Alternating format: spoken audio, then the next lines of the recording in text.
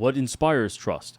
A man who is ethical, competent, trustworthy, has direction, has vision, is creative and generative, knows how to make things happen, and who is grateful and appreciative when he does get something amazing. Our question today comes from Susan, who writes that I am a conservative woman married to a wonderful man for 5 years. He is a kind, honest, masculine, and trustworthy man. We met at church, and he's the rock of our growing family. We were both virgins before we got married, and our sex life has been okay, but not something I can honestly say was a strong part of our marriage. Recently, my husband has told me that he wants to introduce BDSM and rough play into our sex life. The thought of being taken by him in a rough manner, so different from his usual demeanor, excites me a lot. But given my very sheltered and conservative upbringing, I'm finding it difficult to get into the right frame of mind. What comes up for me here is in that they are both somewhat inexperienced. I suspect that some of the challenge of this is finding both the language to talk about their sex life outside of the bedroom and the inner mental structures and framework and frame of mind, as she said, within the bedroom. There's actually two struggles there. The first one is, BDSM and rough play. What does that mean? What do you mean exactly? What do you have in mind? And then why and what excites you about that? And how do you want me to respond? Because I doubt her husband even knows how he wants her to. He's enthusiastic about the view, but what's his vision there? And then for her to say, I want to be in a more sexual frame of mind, in a more, slutty frame of mind, in a more open frame of mind sexually. I do wonder about this notion as to whether there's a skill set here, both communication-wise and frame of mind-wise, and that she will need to take some practice on her own to be in touch with her sexuality and to know what she wants from this pursuit, from this goal. She said it's not been a strong part of our marriage. I don't know. Does she want it to be a strong part of their marriage, or is it just him? That's also part of the challenge. Yeah, the implication is that she does. For one thing, she wrote the question, trying to explore an answer to it. But the other thing she also says that it excites me. She said that in juxtaposition to the fact that in the past her sex life was nothing to write home about. But the idea of being taken by him is something she finds exciting. The reason I thought this was an interesting question is it goes to the heart of what a lot of people who grew up in conservative cultures struggle with when they're thinking about sex. Obviously, conservative people have sex as well, but when you have sex, when you're having sex in this intentional way, BDSM-wise, when you're having sex for sex sake, then a whole bunch of almost Protestant-like guilt comes into it as well, where they're like, oh, we're being selfish here. And I grew up in a very conservative environment, so this question kind of spoke to me. And my first partner was also very conservative as well. And she would regard a blowjob, for example, as a dirty thing and regarded it as an imposition, not because it was difficult or anything, but because it was a dirty thing. And the implication there was that it was almost unreligious or ungodly. And that's the struggle that a lot of people who grew up in they met in church, and she said she's considered, they were both virgins, and so they're very inexperienced. And if I'm reading a little bit into the question, she seems to want to explore just being sexual in this specific BDSM way. And I'm assuming it's dominant, submissive. And when she says she struggles to get into the right frame of mind, what I'm hearing in that question is her religious hangups about sex being shameful is getting in the way. And even though she wants to proceed with this is an obstacle that's preventing her from feeling fully liberated in herself. And my answer to that predicament, and so this was a long preamble to what the question is about, which is how do you get over the religious hang-up with just being free with sex in the way that BDSM is very uninhibited in a way. And that uninhibition is very much against the persona of the conservative Christian forward-facing family person that you would think about in conservative circles, in church, for example. You meet people in church, you don't think about them being tied up and spanked. At least not any church I've been to. I'm just telling you. But I have a dirty mind. That's not any church I've been to. And she may be struggling to tear apart her persona from her shadow, have difficult time integrating. So I have a potential solution to how she may be able to do that. But if it was to be reframed this way, what are your thoughts on how she could move forward? Yeah, I guess as you were speaking, I reminded of it's a Woody Allen quote. He says, "Is sex dirty? Only if it's done right." And there is actually a core of truth in that notion, and that one of the challenges I see in many different areas, whether it's a feminist who struggles to be submissive because she's bringing her public-facing politics into the bedroom, or whether it's a conservative religious person who's struggling in the bedroom because once again is bringing the public-facing persona into that private space. That seems to me to be the core error, is to you have to carve out this notion of, hey, the private sexual sphere is an opportunity where I can, you and I were raised Muslim, and there's this notion of the forbidden and the permissive, and the halal and haram in the Arabic, but that which is forbidden and that which is permitted, and the notion that everything with your partner is permitted is an important notion that at least that you both consent to, and that no, you're at least in conservative cultures or subcultures, you're not allowed to go sleep with anyone you want. You are allowed to sleep with your husband, and you are allowed to have a fulfilling sex life for both of you in that container. And at least in my view, that the healthiest option to some degree, and there's a value judgment there that many people would probably disagree with, but in my opinion, the healthiest option is to say that God has carved out this organization of marriage, and in many ways, the masculine is the container for the feminine within that structure. The masculine is setting order, setting boundaries around that structure. And the goal is for the woman to be free within that structure, to be sexual, to be whatever they both are wanting to be and whatever they both agree to in some sense, without any outside judgments being factored in. And this would require her to, on some level, break the illusion that the other members of her church go home and never have sex and they just sit fully clothed and reading books being godly. No, they go home and fuck. And that actually may be the more optimum, more godly view, and that's a bit of a challenging take for a certain strains of religion. But if you can adopt that, that's a pathway. Yeah. One of the things I would tell her is to fully internalize the idea that having any kind of sex, whether that be kinky sex, whether that be sex you enjoy, and it seems like they're about to start this journey of exploration on kinky sex. You're right, she didn't exactly say what was meant by the kind of sex. She did say BDSM and rough play, and we'll get to that distinction a bit later, actually.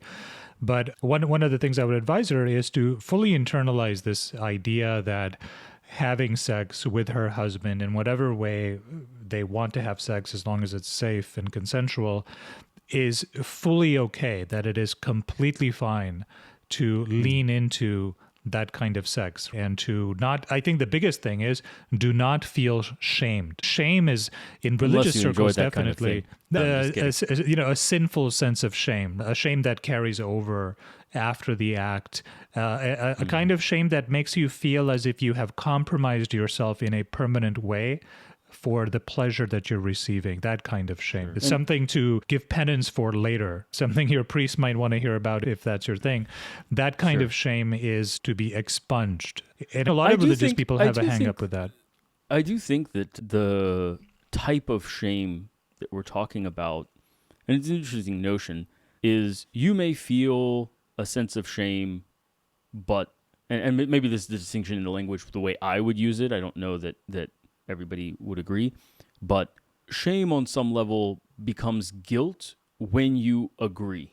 Shame is like an experience that society would not approve of what you're doing. Guilt is when you agree with society that you should not be doing what you're doing or what you have done. And Again, everybody has different ways that they carve these terms, but to me, that's part of it is if you look back at what you've done and you agree that, no, I shouldn't have done that, then you feel guilty, and justifiably so. But when you feel shame, that's just your awareness of what society would think. That doesn't mean that you have to agree. It doesn't mean that society is about that. And that people that have an overdeveloped sense of shame have internalized that viewpoint too much to where the line between shame and guilt is too thin. And part of what we can say is starting to expand that and say, and that's where it becomes exciting from a kinky sense. That's where the humiliation, degradation play lives, is when you say, hey, society would shame me for this, but it's really hot, and I don't feel guilty about it. The kind of conservative person who would think of quote-unquote dirty sex, the BDSM flavor of sex, as being ungodly in the sense that you're talking about shame towards society. Society would disapprove. I'm talking about God would disapprove. And if God disapproves, there's no getting away from it because that's your own conscience. And that's the direction that we're trying to build towards in this conversation. It occurs to me now as you say that you have to be a bit conscious about raising out of your unconscious what is your story about what God thinks about sex. What's your philosophy of sex? And it's an odd thing to talk about. It's something that many people don't ever really put that together consciously. And they adopt these unconscious beliefs from maybe the church or whatever. But you never actually see people's sex life or their opinion. You adopt some impression of what their sex life might be like. And it not unconsciously. You develop beliefs about what God might think about certain types of sex. But I don't know that people really think that out. And there's value in doing so to say, okay, is sex just for procreation? If that's your belief set, genuinely held, you're going to have a hard time having kinky sex. But if that's not your belief set, if you think that sex is something that is given by God for man and woman to enjoy within marriage, as I said, and that they are permitted for each other, whatever is agreeable, then there's room then within marriage, if you really adopt that as your philosophy, for a wide range of consensual sexual practices within that marriage. This goes pretty far, man. Everybody has to come up with their own set of boundaries and limits and figure out what they really think. Does the fact that Solomon had X hundreds of wives, is that relevant to your sexual practice? Maybe her husband has a Solomon kink. Exactly. I mean, or what is the role even of something as fundamental as monogamy? Because even in the Bible, that's not universally the norm for all good men. I'm not making a claim one way or another. I'm just pointing out how deep the rabbit hole could go if you really are trying to come up with your philosophy of sex. Is what is permitted, how is it permitted, in what context, and with whom. Most Christians and conservative people say, okay, with whom is just your spouse. And that's okay. That's great. Actually, I lean that way myself in many ways. The notion there is, okay, what practices? And why do you think certain practices are permitted or forbidden? On what basis? Is anal sex forbidden because it replicates homosexuality? You could make an explanation. You could try to spin that story, but is that justifiable? Is that really what you believe? And again, if you look back and you say, oh, it's because of the story of Lot and because of this and that, okay, then why monogamy? Because the story of Solomon. So you're in a weird situation if you really just try to get a purely biblical view of what's permitted sexually and what's not, and you have to a little bit carve it for yourself. You do have to have some agency in figuring out, because there's not a universally consistent view within the Bible of what is permitted sexually. For these reasons, within the question, you pointed out something important here. She is asking the question. This is something that I was taught in reading to some degree about people seeking mental help or mental health help, is that by showing up in a psychologist or doctor's office, even if they seem to be the most recalcitrant, stubborn, not willing to change person, the fact that they're there tells a different story. It tells that I have reached the limit of my conscious abilities, and now I'm seeking outside help. And so there's a willingness to change that's a little bit belied even by the stubbornness. And something true is true here as well. She may have this conservative thing, and maybe we're putting hang-ups on her that she doesn't have, but that by asking the question, by admitting to herself that she is excited by these ideas, she's looking for a pathway. And I do think that there is a pathway of reflection on what is the story. And I always go back to story. Narrative is so important. Constructing the story of your sex life. What role does that have to play in the story of your marriage, in the story of your life? What does it mean when you are having sex with your partner? And what is the purpose of it? And if the purpose is intimacy, joy, pleasure, excitement, then the full range of kinky sex is on the table. If you truly believe that the only story that's acceptable is the intent to procreate, you're going to have a hard time telling a BDSM story out of that. Yeah, a lot of cultural hangups about sex are not as philosophically based as you are making it out to be. I don't know that she's going through the Bible and asking herself, is it okay if I get choked or I get tied up or whatever? It's not that reading. It's more of a cult She view. should. That's a separate question. That's actually a TikTok channel there. Yeah. That's today, John chapter 1, verse 2. And this proves that Jesus wants you to be spanked. That's definitely an episode we need to do. Yeah. But these hangups are cultural. They exist below the level of philosophizing about them, and they are instinctive. And then the question is, if you're not going to get through to her with philosophy, which in her case is, in many people's case, they're more philosophically inclined than the average person, you get to truth through philosophy. A lot of people just feel things out. Does it feel right to me? Does it not feel to me?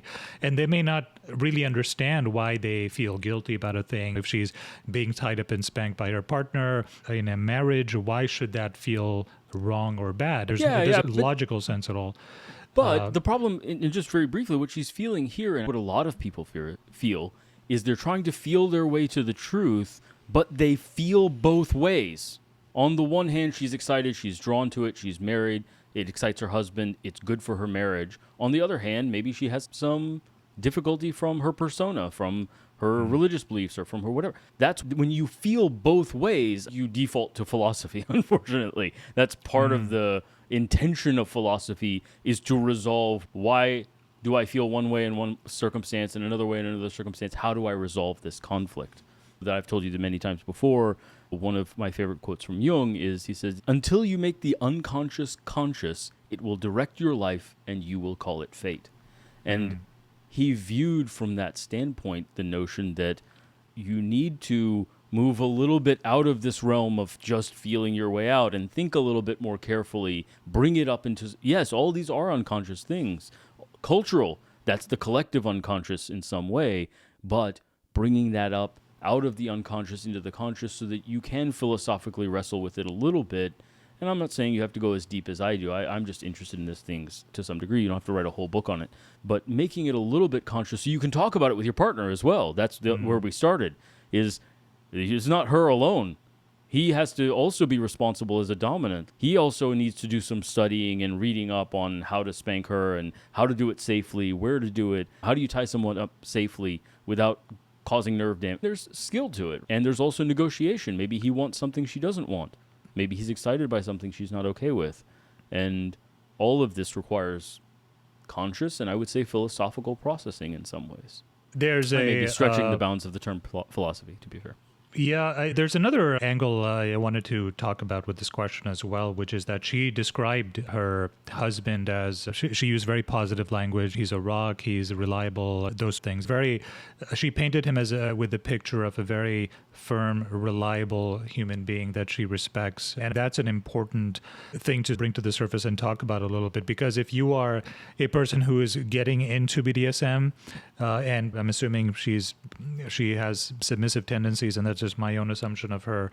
If you're getting into it for the first time, doing it with someone that you explicitly trust, like this is a good person. And if this good person slaps me around, calls me a slut, or chokes me, spanks me on the ass, or ties a dildo to me or whatever it is, then that's just what good people do.